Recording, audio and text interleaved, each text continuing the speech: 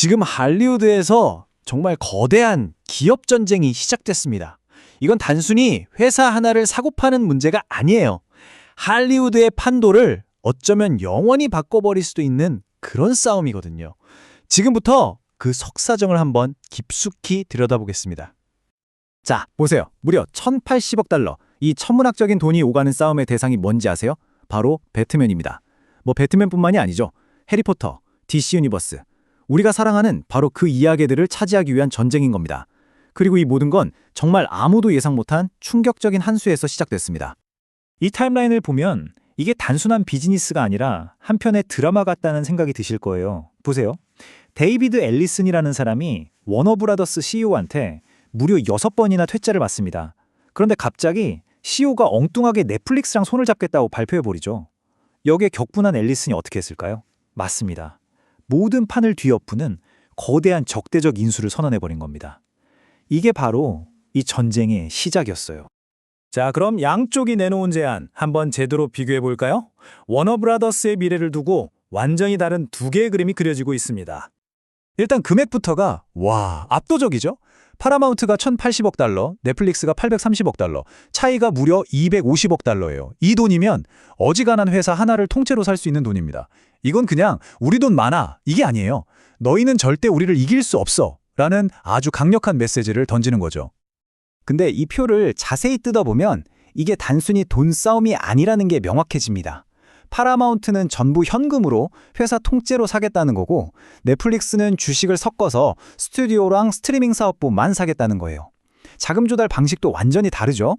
한쪽은 현금이 왕이다 라는 거고, 다른 쪽은 미래의 성장 가능성을 보고 투자해라 라는 겁니다. 이 인수전의 핵심 철학이 여기서 딱 갈리는 거예요.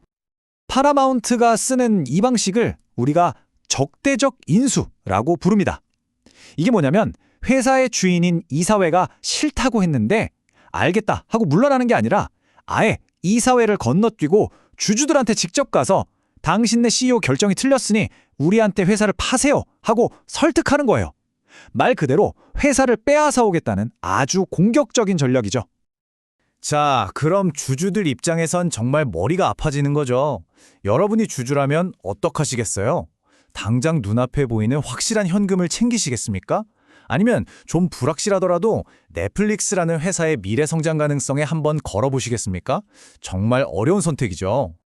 그런데 이 싸움을 더 흥미롭게 만드는 게 있어요. 바로 워너브라더스의 합병의 저주라고 할까요? 이 회사는 이상하게도 거대 합병만 했다 하면 결과가 좋았던 적이 거의 없거든요. 아주 뼈아픈 역사를 가지고 있습니다. 자, 2000년 혹시 기억하시나요? 당시 최고의 인터넷 기업이었던 AOL과 타임워너의 합병. 정말 세계의 결합이라고 난리도 아니었죠. 근데 결과는요? 닷컴 버블이 꺼지면서 합병된 회사의 가치가 무려 80%나 증발해버렸습니다. 지금까지도 역사상 최악의 M&A 사례로 꼽히고 있죠. 그리고 끝이 아니었습니다. 2018년에 또 한 번, 이번엔 통신 공룡 AT&T가 워너를 인수합니다. 하지만 이번에도 마찬가지였어요. 통신회사랑 미디어 회사의 문화가 정말 물과 기름처럼 섞이지 않더라고요. 결국 또다시 몇 년 못 가서 회사를 쪼개는 이 실패의 패턴이 그대로 반복됐습니다. 이쯤 되면 합병의 저주라는 말이 나올 만하죠. 그러니까 지금 모두가 이걸 궁금해하는 거예요. 과연 역사는 세 번째로 반복될 것인가? 이번에는 과연 다를 수 있을까? 하고 말이죠. 자, 그럼 이제 이 싸움의 주인공들, 각 선수가 가진 강점과 약점을 한번 제대로 분석해보죠. 각자 어떤 무기를 들고 링에 올랐는지 알아야 승패를 예측할 수 있으니까요. 양쪽 다 아주 흥미로운 딜레마에 빠져 있어요. 넷플릭스는 보세요. 지금까지 스스로 컨텐츠를 만들어서 성공한 회사인데 이제 와서 거대한 M&A라는 한 번도 가보지 않은 길을 가야 하는 도박을 하고 있는 거고요. 반면에 파라마운트는 실리콘밸리와 중동의 막대한 자본, 즉 돈의 힘을 믿고 있지만 할리우드 창작자들의 문화적인 반발이라는 큰 벽에 부딪힐 수 있는 상황입니다. 넷플릭스 입장에서 보면 이게 정말 위험한 게임이에요. 일단 스스로 성장해왔다는 자부심을 버려야 하는 전략적인 도박이고요. 돈도 문제죠. 파라마운트를 이기려면 거의 600억 달러에 달하는 빚을 새로 내야 할 수도 있어요. 게다가 이미 시장의 최강자인데 여기서 더 몸집을 불리면 정부가 가만히 있겠어요? 엄청난 반독점 조사를 받을 게 뻔합니다. 파라마운트의 가장 큰 무기는 뭐니 해도 돈과 정치력이죠. 오라클 창업자의 재산에다가 막강한 정치적 인맥까지 있으니까요. 하지만 약점도 명확해요. 바로 외부자라는 겁니다. 할리우드의 창작자들은 실리콘밸리나 중동 자본이 들어오는 걸 굉장히 경계하거든요. 저 사람들은 예술을 모른다는 불신이 있는 거죠. 중동 자본이 의결권은 포기하겠다고 했지만 이런 문화적인 마찰은 여전히 큰 위험 요소입니다. 자, 그럼 이쯤에서 슬슬 결론을 내봐야겠죠. 이 모든 상황을 종합해 볼 때 과연 누가 이 거대한 상을 차지하게 될까요? 현재 가장 유력한 시나리오는 뭘까요?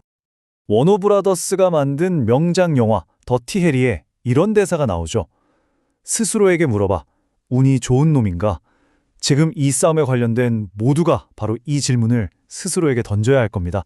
왜냐하면 이건 정말 양쪽 모두에게 모든 걸 걸어야 하는 위험한 도박이거든요.